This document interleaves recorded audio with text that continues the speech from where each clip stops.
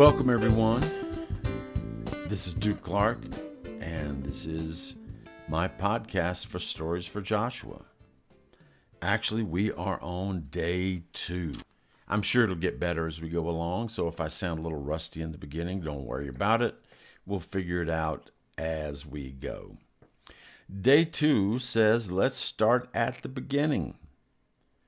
If you're a Southerner in this wonderful country of ours, you will understand when I say that there are some things you just don't talk about.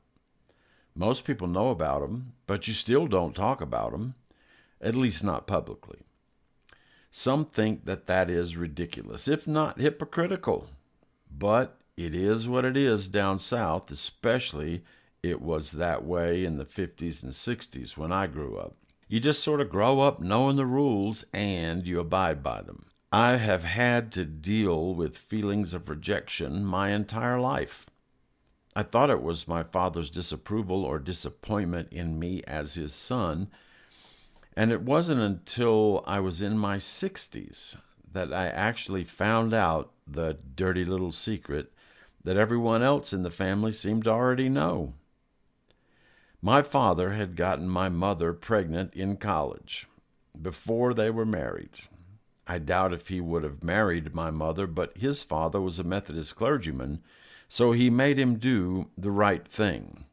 Along with my mother's family, I think they were also involved. But at the end of the day, he had to do what was, quote, right. My father was a handsome, very intelligent ladies' man, and I'm sure the last thing he wanted to do was get married when he still had 2 years left in college to play around. My mother, one of 9 children from rural North Carolina, was also very intelligent and from a family where both parents had gone to college, even back then. And all her siblings would go to college. And now she would have to drop out. She couldn't go back to her tiny hometown. It was just too much of a scandal. She couldn't stay in college, and so the only place was to go to my father's parents, who were not very pleased with the situation that their, quote, golden boy, end quote, had gotten himself into. So why all this background? From all I know and all I've studied, I'm pretty sure I felt like and believed subconsciously that no one really wanted me because I was unexpected and an unwanted pregnancy. And why not?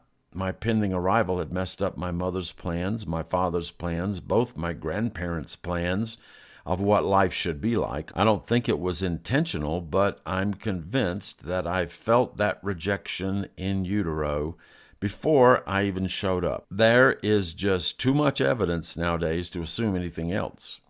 But on July 23rd, 1950, there I was, showing up in the world. Now, I did have 2 things going for me. First, I was a male, which is a big deal in the South. Secondly, I was the first grandson on both sides of the family, and again, down south, that's a big deal.